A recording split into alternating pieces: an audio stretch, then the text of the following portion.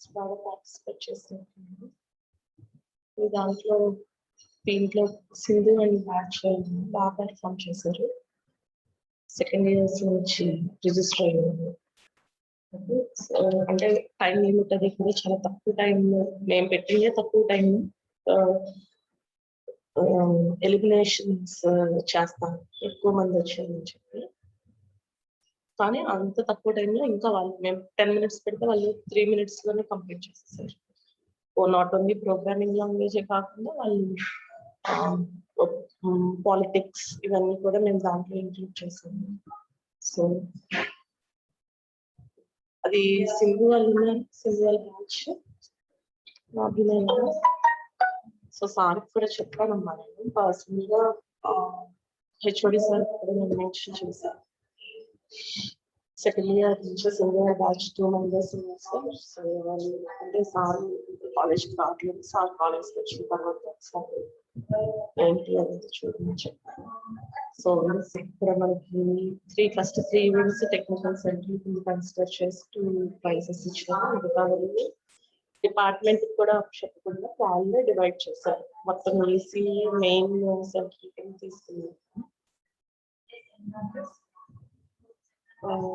Next మనకి final అవి start అయిపోయినాయి. సో మీకు సెకండ్ ఇయర్ వచ్చేసరికి థర్డ్ ఇయర్ కంప్లీట్ అయ్యి ఎగ్జామ్స్ సెకండ్ ఇయర్ పెట్టచ్చు వాళ్ళు, ఎందుకంటే ఎగ్జామ్ ఫీ అవన్నీ కలెక్ట్ చేసేస్తున్నారు. మీరు రిలీజ్ చేస్తారు, మేబీ ఈ రోజు వస్తుంది 17th పే చేసేటట్టు. సో దానికి ముందే మీరు మీ కౌన్సిలర్స్ ఫార్వర్డ్ చేస్తారు. సో వాళ్ళు ఇబ్బంది పెట్టకుండా మీరు మీ ట్రాన్సాక్షన్ డీటెయిల్స్ సిగ్నేచర్స్ అనేది వాళ్ళకి పోస్ట్ చేయండి. ఓకే, నెక్స్ట్ అసైన్మెంట్స్ మొదటి నుంచి చెప్తానే ఉన్నాను. ఇంకా ఎవరైతే కంప్లీట్ చేయలేదో ఇప్పుడు కొంతమంది యాడ్ అవుతున్నారు, ఇంకా ఒక 4-5 members మిగిలిపోయినారు మెడ్మిడాలో. సో వాళ్ళు ఇప్పుడు లాగిన్ అవుతున్నారు, ప్రాబ్లం ఏం లేదు. నేను కోడ్ అన్లాక్ చేశాను, ఓఎస్ఏ కాదు మిగతా అందరినీ కూడా అన్లాక్ లో ఉంటాయి. సో మీరు లాగిన్ అయ్యి అసైన్మెంట్ సబ్మిట్ చేయండి. అది ఏదైతే సబ్మిట్ చేసి రాస్తారో దాన్ని జాగ్రత్తగా ఉంచి మీరు ఇక్కడ వచ్చిన తర్వాత హార్డ్ కాపీ అనేది సబ్మిట్ చేయండి. ఓకే, నెక్స్ట్ మీకు ల్యాబ్ డౌట్ ఒకటి వచ్చింది.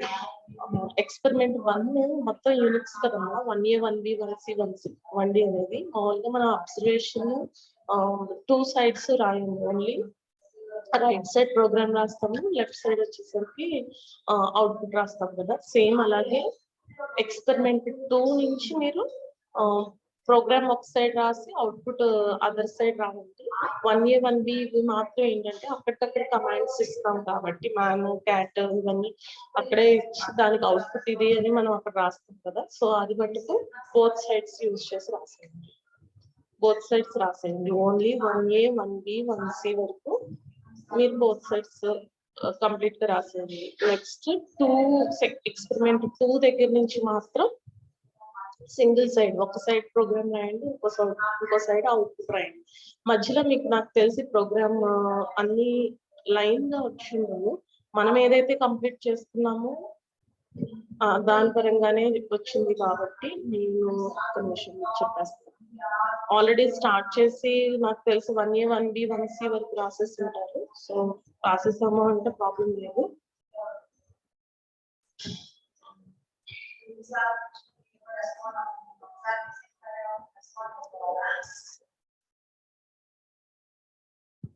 సార్ పెన్ను పేపర్ తీసుకుని రాసుకోండి, ఆర్డర్ చెప్తాను.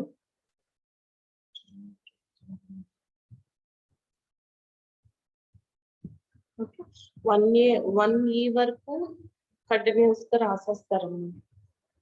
నెక్స్ట్ ఫస్ట్ దాని తర్వాత సెకండ్ రాయండి, థర్డ్ రాసేయచ్చు, ఫోర్త్ రాసేయచ్చు. ఇవి నేను మీకు ఎక్స్ప్లెయిన్ చేసేసాను కదా. ఇవ్వలేదా? ఇచ్చేసాను. ఇవ్వకపోతే కనుక ఇప్పుడు క్లాస్ అయిన వెంటనే నేను మీకు ఫార్వర్డ్ చేస్తాను. ఒకవేళ సెకండ్ది మధ్యలో ఈ 4లో ఏదైనా మిస్ అయ్యి మీరు రాసేసారు అంటే కనుక ఇప్పుడు సెకండ్ వన్ నేను మిస్ చేస్తాను అనుకోండి, థర్డ్ ఫోర్త్ రాసేస్తే థర్డ్ ఫోర్త్ తర్వాత సెకండ్ రాయండి. ఓకే, ఫోర్త్ తర్వాత 6th రాయండి, ఫోర్త్ తర్వాత 6th ప్రోగ్రామ్ రాయండి. మళ్ళీ లేటెక్స్ పైన కన్వర్ట్ చేయాలి కదా మీరు. 4th తర్వాత 6th రాయండి. ఓకే, దాని తర్వాత 5th రాయండి. 5th రాయండి. 5th తర్వాత 13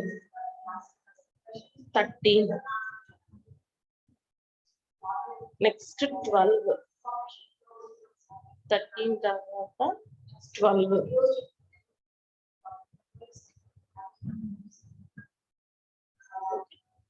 నెక్స్ట్ 7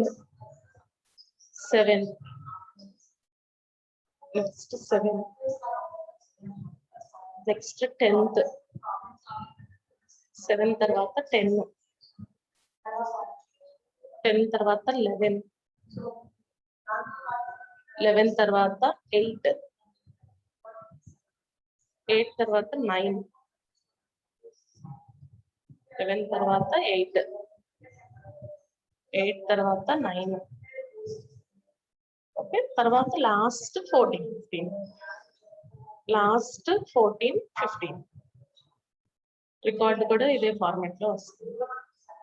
లాస్ట్ 14 15 అన్ని ప్రోగ్రామ్స్ వచ్చేసినాయి కదా. ఒకసారి నాకు మీరు రెస్పాండ్ అవ్వండి అమ్మా చాట్ బాక్స్ లో. ఇప్పుడు నేను చెప్పిన ఆర్డర్ రాసుకున్నారా? నేను ఇప్పుడు చెప్పిన ఆర్డర్ రాసుకున్నారా? రాసుకోమని చెప్పాను. అన్ని వచ్చినాయి కదా ఆర్డర్ లో. ఆర్డర్ అంటే ప్రోగ్రామ్ మనం ఏం మిస్ చేయకుండా, ఓకేనా? ఆ ఆర్డర్ లోనే మనకి ల్యాబ్ కూడా రావాలన్నమాట. సేమ్ అదే ఆర్డర్ లో ల్యాబ్ లేటెక్స్ కూడా కన్వర్ట్ చేయండి. డేట్స్ నేను ఇస్తాను, డేట్స్ నేను ఫోటో పెట్టేస్తాను. ఈ మధ్యలో ఏవైతే ప్రోగ్రామ్ ఇంకా మీకు కొన్ని ఎక్స్ప్లెయిన్ చేయలేదని ఇవ్వలేదు, ల్యాబ్ అన్ని రెడీగా ఉంది కానీ ఎక్స్ప్లెయిన్ చేయలేదని ఇవ్వలేదు. అవి మొన్న క్లాస్ లో కొన్ని ఎక్స్ప్లెనేషన్ అయిపోయినాయి కదా. ఇంకా ఓన్లీ 3 లాస్ట్ 14 15 మిగిలింది, 12th మిగిలింది. అది నేను మనకి రేపొద్దున 2 hours ల్యాబ్ సెషన్ ఉంది కదా, సో దాంట్లో కంప్లీట్ చేస్తాను. ఓకేనా? నెక్స్ట్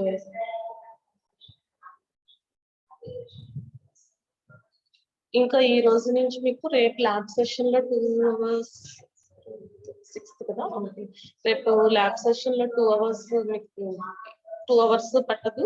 ఆ 3 ఎక్స్ప్లెయిన్ చేసిన తర్వాత నుంచి మనకి రివిజన్ అవుతుంది. మీకు ఎలా ఇస్తున్నాడంటే, అంటే ఫైనల్ ఇయర్ కి షెడ్యూల్ ఎలా ఇచ్చాడంటే, మార్నింగ్ మిడ్ 1 రాయాలి వాళ్ళు, ఆఫ్టర్నూన్ మిడ్ 2 రాసేయాలి. అంటే కంప్లీట్ సిలబస్. ఇప్పుడు మీకు 5 units ఉన్నాయి. 5 units మీరు ఒకేసారి ఎక్స్టర్నల్ కి ఎలా అయితే ప్రిపేర్ అవుతుందో సేమ్ అదే మిడ్ కూడా ఇచ్చేసాడు. మిడ్ 1 మీకు అదే ప్యాటర్న్ మాక్సిమం. అంటే మనం అలాగే ఫిక్స్ అవుదాం, ఒకటే వాడు అలాగే ఇచ్చేస్తాడని. ఇప్పుడు ఫైనల్ ఇయర్ వాళ్ళకి ఒకటే అంటే 12th నుంచి స్టార్ట్ అయినాయి. 12th morning 10 to 12 slot mid exam ఇచ్చేసాడు. 10 to 11 11 to 12 okay. 10 to 12 slot mid 1 ఇచ్చాడు. 12 to 12:30 క్విజ్ 1 కూడా ఆన్లైన్ కాదు ఇచ్చాడు, ఆన్లైన్ ఇవ్వలేదమ్మా, ఆఫ్లైన్ ఇచ్చాడు. ఆన్లైన్ కాదు, ఆఫ్లైన్ ఇచ్చేసాడు. క్విజ్ 1 క్విజ్ 2 ఆఫ్లైన్ ఇచ్చేసాడు. సో లాస్ట్ టైం లాగా మీరు బిట్స్ బిట్ పేపర్ తయారు చేస్తారు కదా, సేమ్ అదే ప్రొసీజర్ జరుగుతుంది. కాబట్టి మార్నింగ్ ఏమో ఫస్ట్ 2.5 units మీద క్వశ్చన్స్ రాస్తే, ఆఫ్టర్నూన్ అగైన్ మళ్ళీ 2 కి స్టార్ట్ చేస్తాడు అమ్మా. 2 కి స్టార్ట్ చేస్తాడు. 2 to 4 ఏమో ఇది. సో దాంట్లో బిట్ పేపర్ కూడా దాంట్లో వచ్చేస్తుంది. Quiz 2 okay. సో టోటల్ గా మీరు యూనిట్స్ అన్ని ఒకేసారి చదువుకుని ఇక్కడ మిడ్ రాశారు అంటే ఎక్స్టర్నల్ కి ప్రిపేర్ అయ్యేటట్టే ఇచ్చారు. మీకు మధ్యలో ఇంకో ఒక రోజు టైం అలాంటిది ఏమో మిడ్ కి మార్నింగ్ ఆఫ్టర్నూన్ రాసిన తర్వాత, అంటే 4 ఎగ్జామ్స్ ఒక సబ్జెక్ట్ లో ఉన్న 4 ఆప్షన్స్ మీరు రాసేస్తున్నట్టు. నెక్స్ట్ డే మళ్ళీ వెంటనే నెక్స్ట్ సబ్జెక్ట్. ఓకే. సో అందుకని ఇక్కడికి వచ్చేసరికి మీరు అసైన్మెంట్స్ కంపల్సరీగా అందరూ, మీకు ఇంకా వేరే సబ్జెక్ట్స్ తెలియకపోయినా ఏదైనా మిస్ అయినా కన్సర్న్ ఫ్యాకల్టీకి మీరు కాంటాక్ట్ చేసి అంతా రాసుకొని తీసుకొచ్చి సబ్మిట్ చేసేయండి. అలాగే ల్యాబ్ అంతే, ల్యాబ్ ఇంటర్నల్ రాసిన వెంటనే ల్యాబ్ ఇంటర్నల్ కూడా ముందు తర్వాత ఎక్స్టర్నల్ మధ్యలో ఉన్న 2 days లోనే పెట్టేస్తారు. ఓకే. మనకి 3 labs ఉన్నాయి కాబట్టి సో దానికి కూడా మీరు ప్రిపేర్డ్ గా రండి. మీకు ఇంకా 15 days 20 days టైం ఉంటుంది. మీది మిడ్ స్టార్ట్ అయ్యే టైంకి 20 days టైం ఉంటుంది. ఎక్స్పెక్ట్ చేస్తున్నాం అలా 20 days, ఎందుకంటే థర్డ్ ఇయర్ ఫీజు అది కలెక్ట్ చేసిన థర్డ్ ఇయర్ ఇంకా రిలీజ్ చేయాల. ఫైనల్ ఇయర్ వాళ్ళే ఫస్ట్ రిలీజ్ చేస్తారు. ఒకవేళ ఆల్టర్నేటివ్ గా ఏమన్నా థర్డ్ ఇయర్ సెకండ్ ఇయర్ పెట్టేయాలని పెట్టేసారు అనుకోండి. సో కేస్ అలాంటిది ఉంటే కనుక మీకు 10 days టైం ఇస్తుంది. దాన్ని బట్టి ప్రిపేర్ అవుతుంది.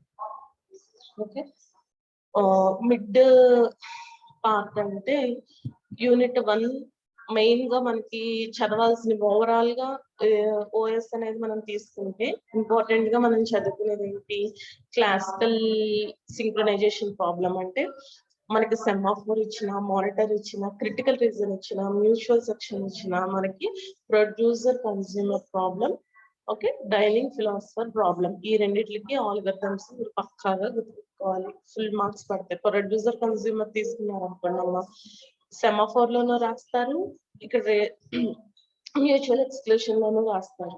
ఓకే, సేమ్ ఇదే మళ్ళీ మనకి ల్యాబ్ ఎగ్జామ్ కూడా మీకు సపోర్ట్ అవుతుంది. అలా చూసుకోండి. ఓవరాల్ నేను ఓవరాల్ గా చెప్తాను. ఇప్పుడు ఫస్ట్ యూనిట్ తీసుకున్నాం అనుకోండి, ఫస్ట్ యూనిట్ లో ప్రాసెస్ కాన్సెప్ట్ అన్నాడు. అంటే ఓన్లీ ప్రాసెస్ కాన్సెప్ట్ అని అడుగుతాడు. మనం process state, process control block, operations on process మనమే రాసేయాలి కంప్లీట్ గా. వాడు ఒకవేళ ఆపరేషన్స్ ఆన్ ప్రాసెస్ అని అడిగినా మనం ప్రాసెస్ యొక్క స్టేట్ ఏంటి, ప్రాసెస్ కంట్రోల్ బ్లాక్ ఏంటి అనేది ఎక్స్ప్లెయిన్ చేయాలి. ఓకే, సో ఇదంతా ఒక concept.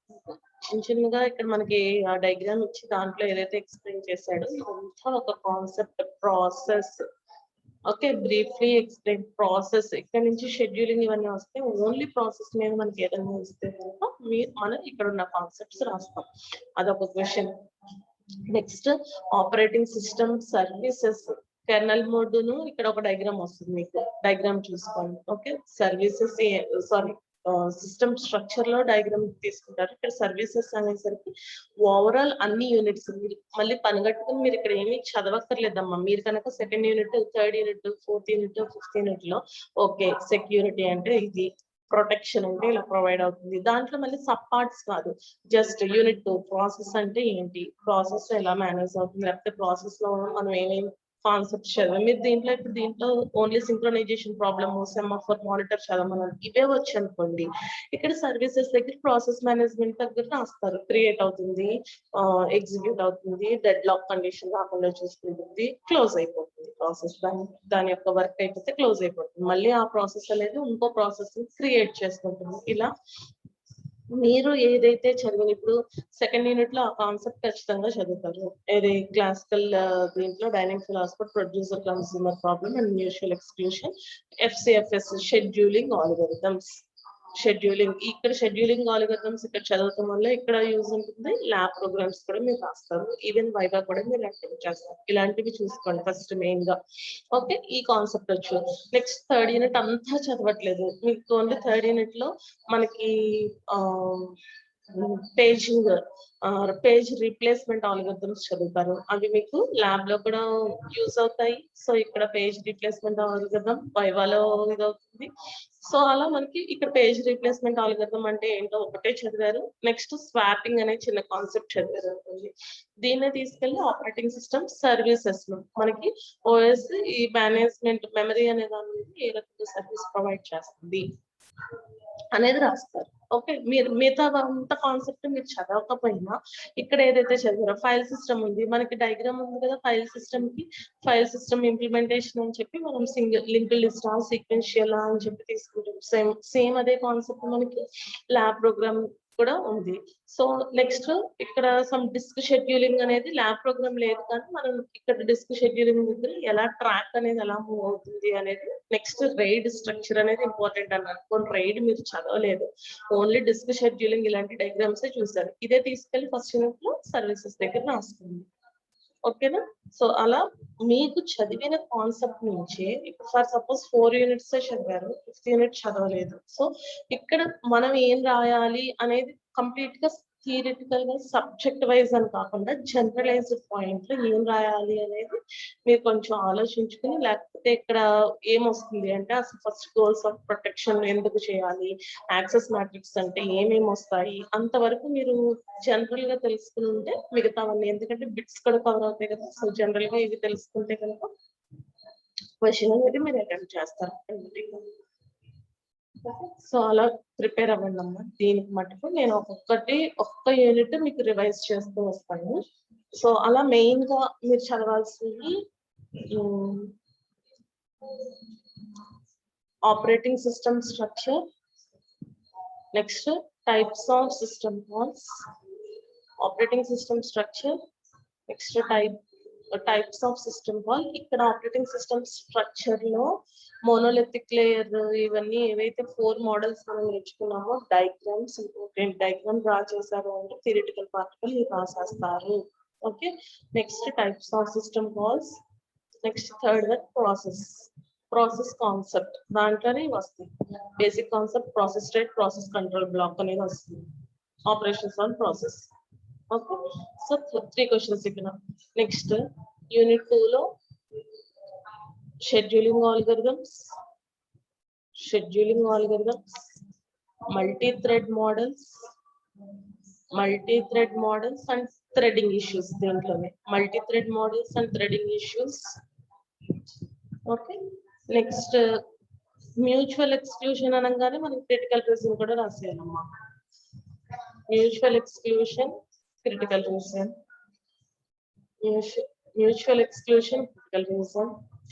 semaphore monitor.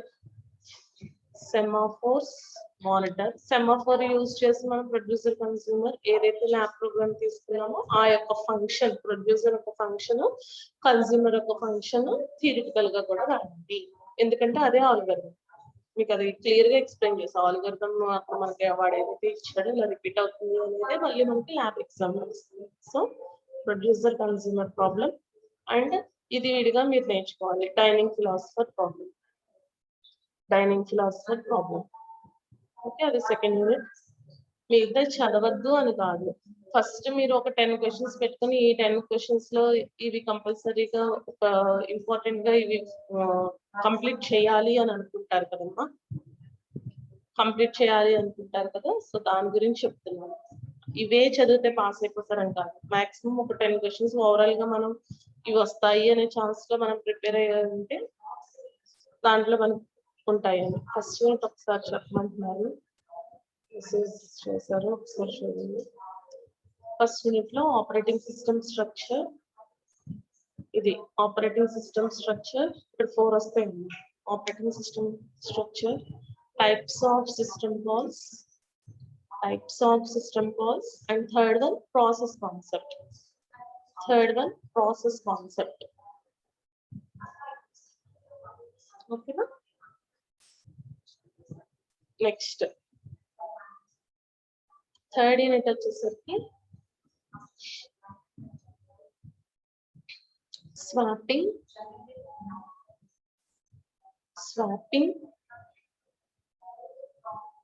Next paging లో నేను ఒక డయాగ్రామ్ ఎక్స్ప్లెయిన్ చేశాను మీకు. ఒక ఫ్రేమ్స్, పేజెస్ ఇక్కడ మనకి ఫిజికల్, లాజికల్ కింద తీసుకున్న పేజ్ టేబుల్ అనేది ఎగ్జిస్ట్ అయ్యి 32x4. ఓకే, అంటే ఒక్కొక్క బ్లాక్ 0, 1, 2, 3 అనేవి ఈ 4 ఒక పేజ్ లో ఎగ్జిస్ట్ అవుతాయి అని చెప్పి ఇచ్చాను మీకు. అవే ప్రీవియస్ క్వశ్చన్ పేపర్ లో కూడా సేమ్ క్వశ్చన్ అలా ఇచ్చేసాను.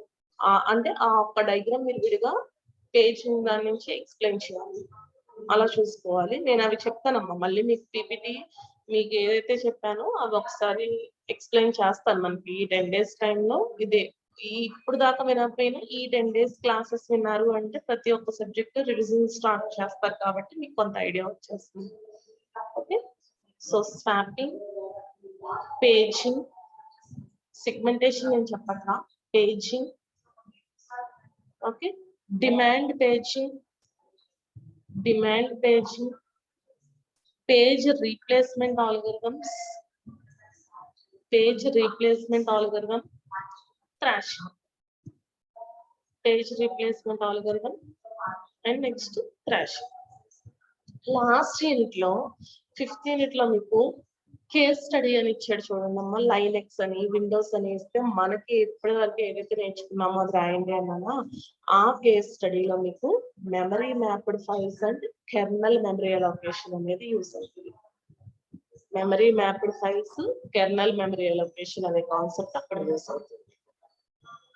ఓకే, అలాగే కేస్ స్టడీ దగ్గర సిగ్మెంటేషన్ విత్ ఎగ్జాంపుల్ అనేది ఇక్కడ ఉంది, అది దీంట్లో. ఓకే, సిగ్మెంటేషన్ విత్ ఎగ్జాంపుల్ అని చెప్పి ఒక డయాగ్రామ్ డ్రా చేస్తాం. ఇలా ఇంటెల్ కోర్ అనేది మనం తీసుకుంటే ఇది ఎగ్జాంపుల్. సో విండోస్ గురించి అడిగినప్పుడు లైనక్స్ అయితే ఇది రాస్తారు, కెర్నల్ మెమరీ అలొకేషన్. విండోస్ గురించి అడిగినప్పుడు సిగ్మెంటేషన్ విత్ ఎగ్జాంపుల్ కేస్ స్టడీలో రాస్తారు, కేస్ స్టడీలో అడిగినప్పుడు. నెక్స్ట్ అదే సెకండ్ యూనిట్ కింద తీసుకుంటే థ్రెడ్డింగ్ ఇష్యూస్ అని చెప్పాను చూసారు మీకు. థ్రెడ్డింగ్ ఇష్యూస్ అన్ని మన ఎగ్జాంపుల్ ఎక్స్ప్లెయిన్ చేసాం డయాగ్రామ్స్ తీసుకొని. సో థ్రెడ్డింగ్ ఇష్యూస్ దాంట్లోకి వస్తాయి. అలాగే system calls, types of system call దగ్గర ప్రాసెస్ మేనేజ్మెంట్ లో ఏముంటాయి, మెమరీ మేనేజ్మెంట్ లో ఏముంటాయి అని ఒక్కదానికి ఒక పీపీటీలోనే మీకు డయాగ్రామ్ టేబుల్ డ్రా చేసాం. విండోస్ అయితే ఇది, యూనిక్స్ అయితే ఇది అని చెప్పి ఒక టేబుల్ డ్రా చేసి ఎక్స్ప్లెయిన్ చేసాం. ఓకే, సో అది మీకు ఎక్కడ యూజ్ అవుతుంది, కేస్ స్టడీ, కేస్ స్టడీలో యూజ్ అవుతుంది. ఓకే, నెక్స్ట్ ఫోర్త్ యూనిట్ వచ్చేసరికి deadlock detection, deadlock detection, avoidance. Deadlock detection ఒకటి, అవాయిడెన్స్. మామూలుగా అసలు ఈ అవాయిడెన్స్, ఈ డిటెక్షన్ లేకపోతే జస్ట్ అవాయిడెన్స్ కూడా అడగకుండా ఓన్లీ డెడ్ లాక్ గురించి మనకేది వస్తే అది రాయమన్నాడు అనుకోండి, మీరు డెడ్ లాక్ అవాయిడెన్స్ అయినా రాయొచ్చు, డిటెక్షన్ రాయొచ్చు, ప్రివెన్షన్ మీరు ఏదైతే నేర్చుకున్నారో అది రాయొచ్చు. ఈ డెడ్ లాక్ అవాయిడెన్స్ కానీ, ప్రివెన్షన్ కానీ, డిటెక్షన్ అండ్ రికవరీ తెలియాలి అంటే first condition for resource deadlock 4 conditions చెప్పాం. నో ప్రియంప్షన్, మ్యూచువల్ ఎక్స్క్లూషన్ అవి చెప్పాం కదా. సో ప్రతిదానికి ఈ 4 కండిషన్స్ అనేవి ఉంటాయి కాబట్టి condition for resource deadlock అనేది ఇక్కడ ఈ 3 క్వశ్చన్స్ కి డెఫినేషన్ పార్ట్ లాగా హెల్ప్ అవుతుంది, డెఫినేషన్ పార్ట్ లాగా హెల్ప్ అవుతుంది. ఓకే, నెక్స్ట్ దీంట్లోనే file system implementation, file system implementation,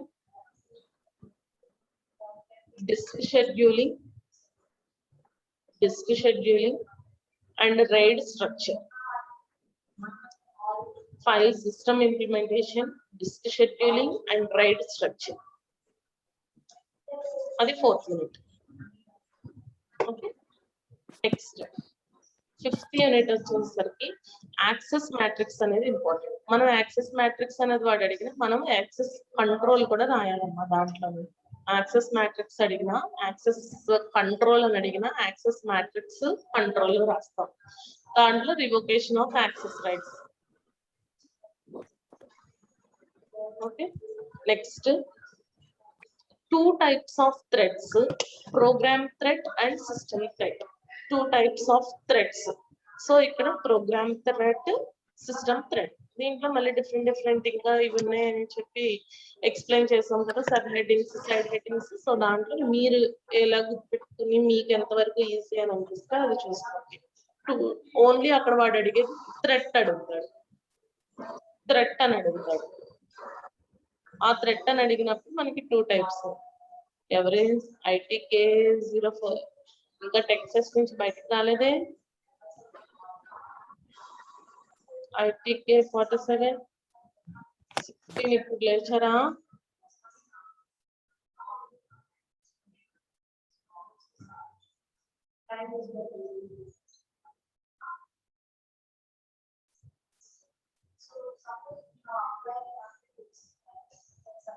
okay, thread అని ఒకటే అడుగుతాడు. దాంట్లో మనం రాయాలి ప్రోగ్రామ్ థ్రెడ్, సిస్టమ్ థ్రెడ్. విడిగా వాడి ప్రోగ్రామ్ థ్రెడ్ అని అడిగినప్పుడు మన దగ్గర ఉన్నాయి, మనం విడివిడిగానే ఎక్స్ప్లెయిన్ చేస్తాం. ప్రోగ్రామ్ థ్రెడ్ వేరేగా, సిస్టమ్ థ్రెడ్ వేరేగా. Okay, next cryptography for security దగ్గర ఖచ్చితంగా ఎన్క్రిప్షన్, డిక్రిప్షన్. ఈ ఎన్క్రిప్షన్ లోనే సిమెట్రిక్, అసిమెట్రిక్ దగ్గర RSA అల్గోరిథం. మనం ఒక వాల్యూ తీసుకుని దాన్ని ప్రైవేట్ కి పబ్లిక్ కి కింద రాసుకున్న తర్వాత మళ్ళీ మనకి డిక్రిప్ట్ చేస్తే మెసేజ్ ఏదైతే ప్లెయిన్ టెక్స్ట్ పాస్ చేస్తారో అదే వస్తే కనుక కరెక్ట్ గా వచ్చింది. Otherwise third party. Okay, cryptography for సెక్యూరిటీలో RSA అల్గోరిథం. ఇక్కడ ఇది ఈ కాన్సెప్ట్స్ ఏది 5th యూనిట్ ఇక్కడ ఈ పార్ట్ వరకు ఇక్కడ చదివితే మీరు నెక్స్ట్ సెమ్ కాబట్టి అందరూ ఇది చదువుకోండి అమ్మా 5th యూనిట్. ఎందుకు అంటే నెక్స్ట్ సెమ్ లో మీకు నెక్స్ట్ సెమ్ అంటే నెక్స్ట్ ఇంకా 3rd ఇయర్ 5th ఇయర్ ఉంది కదా, ఈ లోపు మీకు సిఎన్ఎస్ సబ్జెక్ట్ వస్తుంది. సిఎన్ఎస్ అనేది ఒక సబ్జెక్ట్ వస్తుంది. ఓకే, లేదా సైబర్ సెక్యూరిటీ అనేది సబ్జెక్ట్ ఇంక్లూడ్ చేసుకున్న దాంట్లో మనకి సెక్యూరిటీ పర్పస్ లో ఈ కాన్సెప్ట్స్ అన్ని ఎక్స్ప్లెయిన్ చేయాల్సిందే. ఈ కాన్సెప్ట్స్ అన్ని మళ్ళీ చదువుతారు కాబట్టి ఇక్కడ చదివారనుకోండి ఈ సబ్జెక్ట్ లో ఎక్కడ రాస్తారు, దీని తర్వాత నెక్స్ట్ దాంట్లో మీకు ఈజీ అవుతుంది. ఈ యూనిట్ కంప్లీట్ గా చదువుకోండి అందరు బెటర్. నెక్స్ట్ ఫర్దర్ కూడా మీకు ఇవే ఉంటాయి కాబట్టి చదవండి. ఓకే, దీంట్లో మళ్ళీ ఇంపార్టెంట్ కింద అనేది మీరు తీసుకుంటే కనుక ఫస్ట్ యాక్సెస్ మ్యాట్రిక్స్ అనేది తీసుకోండి అమ్మా. యాక్సెస్ మ్యాట్రిక్స్ అని ఇస్తే యాక్సెస్ కంట్రోల్ రాస్తారు, రివోకేషన్ ఆఫ్ యాక్సెస్ రైట్స్ రాస్తారు. Next cryptography for security, next types of threads, next firewall.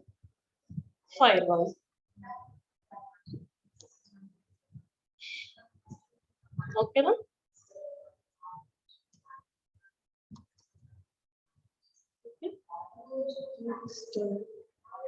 మీకు ఇక్కడ పోస్ట్ చేస్తాను, ఇవి ఒక్కటి మీకు ఎక్స్ప్లెయిన్ చేస్తాను. ఎడ్మోడోలో 5 minutes మనం పోస్ట్ చేస్తాం. డయాగ్రామ్స్ ఒకటి గుర్తుపెట్టుకుంటే మీరు థియరిటికల్ పార్ట్ కింద ఆ డయాగ్రామ్ బేస్డ్ గా రాస్తారు. For suppose first question okay system operating system definition part వరకు అడిగాడు అనుకోండి. సో ఆపరేటింగ్ సిస్టమ్ ఎలా ఉంటుంది, సో 4 కాంపోనెంట్స్. సో ఎక్కడ ఎగ్జిస్ట్ అవుతుంది అంటే హార్డ్వేర్ కి సాఫ్ట్వేర్ కి మధ్యలో ఓఎస్ అనేది యాక్ట్ చేస్తుంది. సో ఈ డయాగ్రామ్ గుర్తుపెట్టుకున్నారు అనుకో, కంపైలర్ అంటే మీకు తెలుసు, మీకు తెలియకపోయినా మినిమం ఓకే కంపైలర్ ఈ పార్ట్స్ ఉన్నాయి, సో ఇది ఇలా ఓఎస్ యాక్ట్ చేస్తుంది మళ్ళీ మనకి ఇలా ఉంటుంది అని చెప్పి మీరు ఓన్ గా రాస్తాను కదా. ఆ మ్యాటర్ అంతా థియరీ చూడరు కదా, జస్ట్ ఇక్కడ మీకు ఈ డయాగ్రామ్ కరెక్ట్ అవుతే మీరు రాసే థియరీ మాక్సిమం కరెక్ట్ అవుతుంది. ఓకే, సో అలాగే ఈ computer system organisation, so CPU గురించి, డిస్క్ కంట్రోలర్, ఇలా మనకి కీబోర్డ్, మీరు ఇది కీబోర్డ్ మౌస్ ప్రింటర్ లో రాసినప్పుడు సో కీబోర్డ్ గురించి కొంచెం ఎక్కువ ఎక్స్ప్లెయిన్ చేస్తారు. కీబోర్డ్ అనేది మీకు తెలుసు కాబట్టి. ఓకే, నెక్స్ట్ మీకు అంత తెలియదు అంటే అంత ఎక్స్ప్లెయిన్ చేస్తానికి మీకు మ్యాటర్ ఏమీ రావట్లేదు, గ్రాఫిక్ అడాప్టర్ ఇవన్నీ. సో మీకు ఏదైతే తెలుసో మిగతా జస్ట్ సైడ్ హెడ్డింగ్ పెట్టి 1 or 2 lines లో రాస్తారు. కీబోర్డ్ గురించి ఎక్కువ తెలుసు కాబట్టి ఆ యొక్క క్వశ్చన్ లా ఇంక్లూడ్ అయ్యిందే కదా, సో దాన్ని ఒక 10 lines లో ఎక్స్ప్లెయిన్ చేసుకుంటూ రాస్తారు. అలా రాయండి. అలా మనకి ఇక్కడ డయాగ్రామ్స్, ఈ స్టోరేజ్ డివైస్ హైరార్కీ ఇక్కడ చదివితే 3rd యూనిట్ లో కూడా మళ్ళీ మీకు హెల్ప్ఫుల్ అవుతుంది. 3rd యూనిట్ లో మెమరీ మేనేజ్మెంట్ కాబట్టి అక్కడ హెల్ప్ అవుతుంది మీకు. ఓకేనా?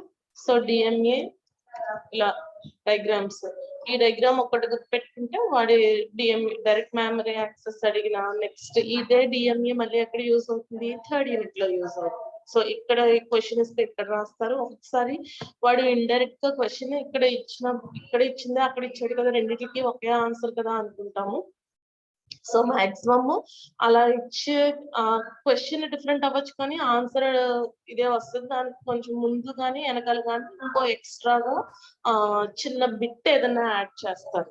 ఓకే, సో అప్పుడు మీకు ఫెచ్చింగ్ అవుతుంది మార్క్స్. ఇలాంటివి మీరు చూసుకోవాలి, నేను అది చెప్తాను ఒకటి మీకు. ఓకే, స్టోరేజ్ డివైస్ హైరార్కీ ఒకటి, డిఎంఏ ఒకటి 3rd యూనిట్ లో కూడా వస్తుంది. ఈ core design, dual core design ఉంది చూడండి, ఈ కాన్సెప్ట్ ఇక్కడ చదివితే కేస్ స్టడీస్ ఉన్నాయి కదా మనకి విండోస్, సో విండోస్ కేస్ స్టడీలో ఇది రాయొచ్చు. ఈ కాన్సెప్ట్ మళ్ళీ అక్కడ రాస్తారు. నెక్స్ట్ ఆపరేటింగ్ సిస్టమ్ ఆపరేషన్స్, ఇందాక మీకు ఇది క్వశ్చన్ చెప్పలేనట్టున్నాను. ఆపరేటింగ్ సిస్టమ్ ఆపరేషన్స్ ఇది కూడా ఒక క్వశ్చన్ రాసుకోండి. ఫస్ట్ యూనిట్ లో ఇందాక 3 వచ్చినాయి కదా, 4th క్వశ్చన్ ఆపరేషన్స్.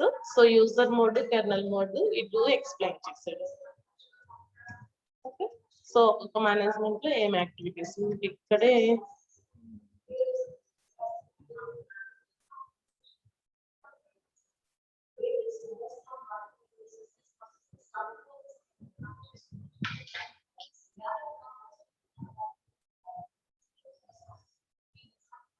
ప్రాసెస్ లో ఫస్ట్ దాంట్లోనే చెప్పినట్టు టేబుల్ మీకు విండోస్ అయితే ఎలాగే లైనక్స్ అయితే సిస్టమ్ కాల్ అనేది ఇక్కడ ఓపెన్ ఇలా తీసుకున్నాం కదమ్మా, ఆ టేబుల్ అది ఎక్స్ప్లెయిన్ చేయాలి. సో ప్రాసెస్ కాన్సెప్ట్స్ లో ప్రాసెస్ స్టేట్ ఇది గుర్తుంది అంటే మీరు న్యూ, రెడీ, వెయిటింగ్, రన్నింగ్ ఇవి మీరు రాసుకుంటారు. ఫస్ట్ ఈ డయాగ్రామ్ కనుక మీరు అంత థియరీ కరెక్ట్ గా రాసి డయాగ్రామ్ మిస్టేక్ అయింది అంటే మొత్తం మార్క్స్ అన్ని మీరు లూజ్ అవుతారు. సో ప్రాసెస్ కంట్రోల్ బ్లాక్ ఈ థ్రెడ్ లోనే మనకి ఆపరేటింగ్ ఈ ట్రీ ఆఫ్ ప్రాసెస్ లైనెక్స్ మనకి అన్ని కేస్ స్టడీస్ లో హెల్ప్ అవుతుంది. కేస్ స్టడీలో హెల్ప్ అవుతుంది.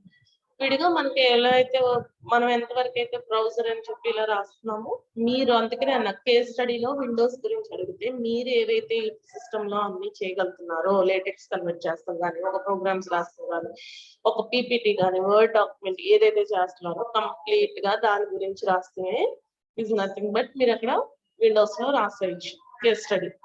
ఓకే, సో అలాగే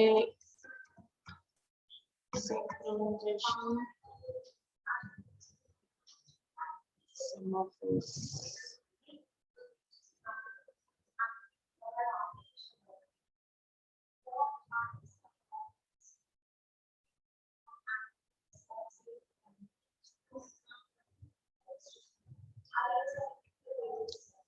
షెడ్యూలింగ్ ఇక్కడ ఉన్నది ప్రిపేర్ అవ్వద్దమ్మా, దీంట్లో పెట్టింది నేను షెడ్యూలింగ్ ఆల్గోరిథమ్స్ మీకు విడిగా ఎక్స్ప్లెయిన్ చేశాను కదా వర్డ్ డాక్యుమెంట్ అది ఓపెన్ చేసి, సో అవే తీసుకోండి.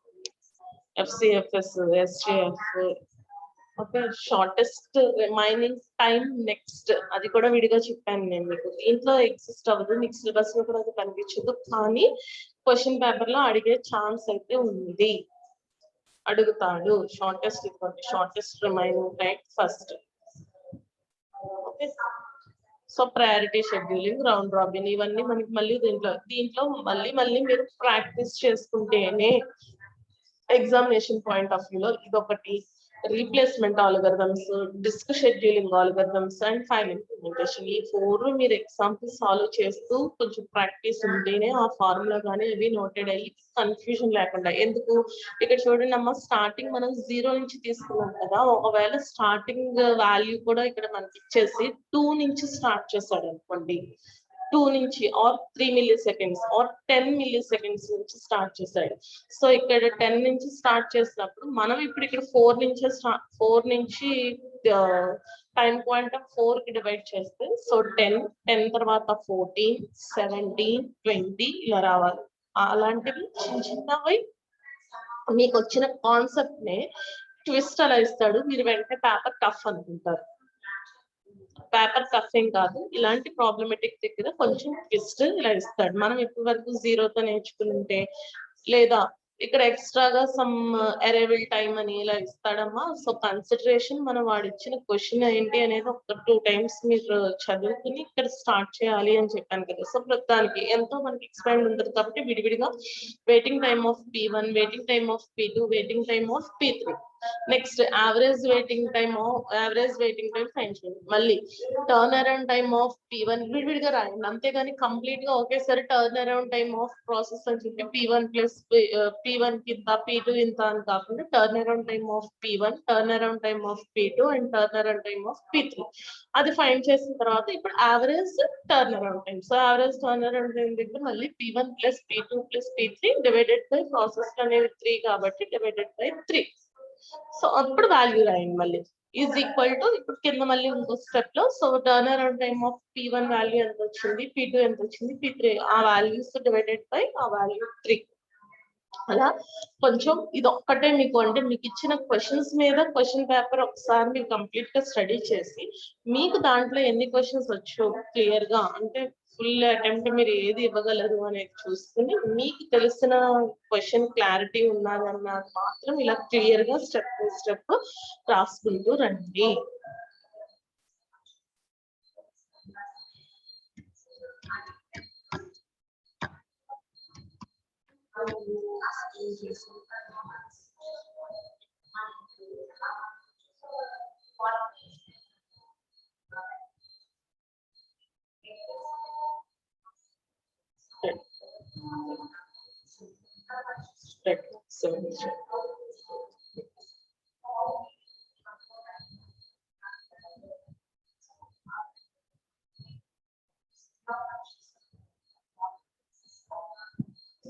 బ్లాక్ ఇలా ఒక కాన్సెప్ట్. ఇక్కడ మనకి ప్రివెన్షన్ కానీ ఏది అడిగినా ముందు రిసోర్స్ అలొకేషన్ గ్రాఫ్ అసలు ఎలా అలొకేట్ అవుతుంది.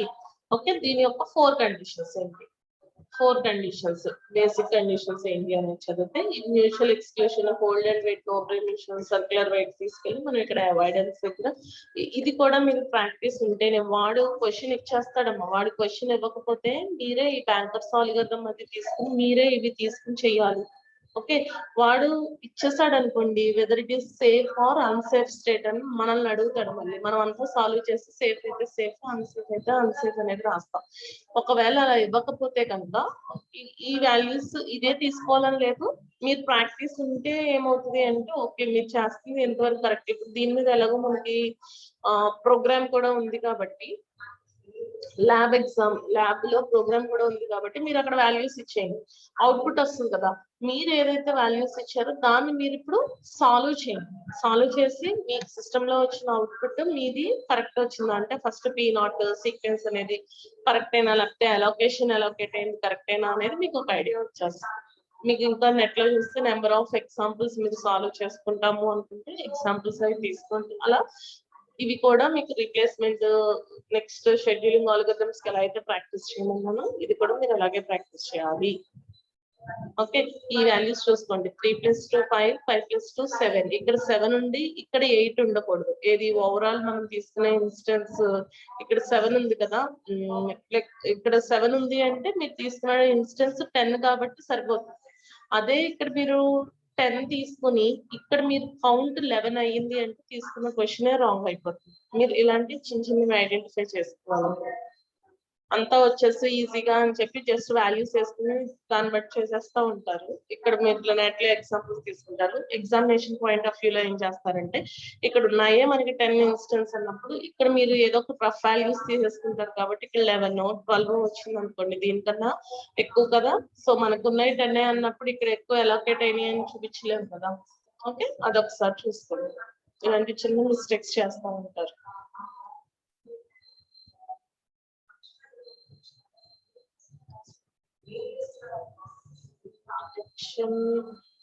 డిటెక్షన్ కైనా అంతే, దానికి మనకి ఆల్గరిథం బేస్డ్ కిందే మనం మీకు గుర్తుండడానికి ఈ ఆల్గరిథం అంతా మీకు ఇలా కాకుండా ఒకవేళ ట్రూ అయితే కనుక work equal to work plus allocation complete అయిపోయింది అంటే ఆ ప్రాసెస్ అనేది ట్రూ కండిషన్ కి వెళ్ళాం. లేకపోతే దాన్ని 0 చేస్తే 1, 1 అయితే 0 కంప్లీట్ చేస్తున్నాం. సో అలా ఆ రకంగానే మనం ల్యాబ్ సైకిల్ కూడా ఇంప్లిమెంట్ చేస్తున్నాం. అదొకసారి చెక్ చేసుకోండి. ఓకేనా, ఇదొకసారి చెక్ చేసుకోండి. ఇలాంటి చిన్న చిన్నవి. సో ఈ డయాగ్రామ్స్ ఉన్నాయి అంటే ప్రతి డయాగ్రామ్ అన్ని డయాగ్రామ్స్ మనకు అంత గుర్తుండవు అనుకుంటే ఇప్పుడు ఇంపార్టెంట్ కింద మనం ఫస్ట్ ఏవైతే ఓవరాల్ సబ్జెక్ట్ మీద ఇది ఇంపార్టెంట్ ఇది చదవండి అని చెప్పానో అంతవరకు అయినా సరే ఫస్ట్ చూసుకోండి. దాని తర్వాత నెక్స్ట్ ఒకటి 5th యూనిట్ మాత్రం ఇక్కడ కంప్లీట్ గా మీరు చూసుకుంటే నెక్స్ట్ సెమ్స్ కి యూజ్ అవుతుంది 5th unit. So 5th unit first complete గా చదివేసిన తర్వాత నెక్స్ట్ 4, 3, 2, 1 లో నుంచి ఫస్ట్ యూనిట్ నుంచి ఒక 4 క్వశ్చన్స్, సెకండ్ యూనిట్ నుంచి ఒక 4 క్వశ్చన్స్ ఇలా చదువుతున్నారు కదా. ఫస్ట్ అక్కడ వరకు అయితే పాస్ మార్క్ వచ్చేస్తుంది. దాని నెక్స్ట్ తీసుకున్న దాంట్లో కొంచెం స్కోరింగ్ చేసుకుంటూ ఉండాలి కదా. ఓఎస్ మాక్సిమం మీకు స్కోరింగ్ కి ఇప్పుడు మిగతా సబ్జెక్ట్స్ డిబిఎంఎస్ వాడి క్వైరీస్, సైలర్స్, బోట్ ఇలాంటి ప్రాబ్లమ్స్ ఇచ్చిన పిఎస్క్యూటీలో మీకు ఈజీయే కదా. ప్రాబిలిటీస్ ఇలా ఏది తీసుకున్నా టీఓసీతో వేరే సబ్జెక్ట్ కంపేర్ చేసుకుంటే ఇప్పుడు మీకున్న 2-2లో నాకు తెలిసి జావా మీకు బాగా ఈజీ, లేకపోతే జావా ప్రోగ్రామింగ్ మీద ఇంట్రెస్టింగ్ ఉన్న వాళ్ళకి ఓకే అక్కడ స్కోర్ చేసేసుకుంటారు. ఓకే, ప్రతిదానికి అక్కడ ప్రోగ్రామ్ రాసి కాన్సెప్ట్ అబ్స్ట్రాక్ట్ ఏంటి అనేది రాసేస్తారు. సో నెక్స్ట్ ఈజీ అంటే ప్రోగ్రామింగ్ కొంతమందికి ఇంకా భయం రాదు అన్న వాళ్ళు ఓవరాల్ గా అలా చూసుకుంటే అన్ని సబ్జెక్ట్స్ మీద మీకు స్కోరింగ్ అవుతుంది. దీంట్లో ఫెయిల్ అవుతాం అనే కాన్సెప్ట్ ఉండదు. మీరు పక్కాగా ఈ రకంగా నేను ఈ యూనిట్ లో ఫస్ట్ ఈ క్వశ్చన్స్ చదవండి, లేకపోతే మీకు రేపు ల్యాబ్ అయిపోయిన తర్వాత నుంచి రివిజనింగ్ స్టార్ట్ చేస్తాను. సో ఆ రివిజన్ కాన్సెప్ట్స్ వరకు ఏవైతే కాన్సెప్ట్స్ మనం ఎక్స్ప్లెయిన్ చేసుకుంటాం ఫస్ట్ కూడా మీకు ఇంపార్టెంట్ కాన్సెప్ట్స్ ఎక్స్ప్లెయిన్ చేసుకుంటూ వస్తాం. తర్వాత మళ్ళీ మనకి టైం ఉంటుంది కాబట్టి రిమైనింగ్ కాన్సెప్ట్స్ మనకి చిన్న చిన్న కాన్సెప్ట్స్ మిగిలిపోతాయి చూసారా, మల్టీ థ్రెడింగ్ అని అలా కాన్సెప్ట్స్ దాన్ని ఎక్స్ప్లెయిన్ చేసుకుంటూ వస్తాం. సో రివిజన్ క్లాసెస్ లో మీరు ఏదైతే ప్రిపేర్ అయ్యారో అలా ప్రిపేర్ అవుతుంది ఆ కాన్సెప్ట్స్ వరకు మీరు విన్నా ఫస్ట్ చాలు, మీరు ఓఎస్ఆర్ అనే సబ్జెక్ట్ పాస్ అవుతారు, అది గ్యారంటీ. ఓకేనా? ఈ లోపు మీకు ఏమైనా డౌట్స్ ఉంటే నాకు వాట్సాప్ చేయండి, కాల్ చేయండి. కాల్ ఒకసారి నేను వేరే వర్క్ లో ఉంటుంటే లిఫ్ట్ చేయట్లేదు, తర్వాత కాల్ చేస్తున్నాను. మెసేజ్ చేసిన వాళ్ళకి కూడా వెంటనే రిప్లై అవైలబిలిటీలో ఎప్పుడైతే నేను అవైలబిలిటీకి వస్తానో రిప్లై ఇస్తాను. ఓకే, నెక్స్ట్ క్లాస్ కి లాగిన్ అవ్వమ్మా, రేపు ల్యాబ్ సైకిల్స్ చెప్తాను.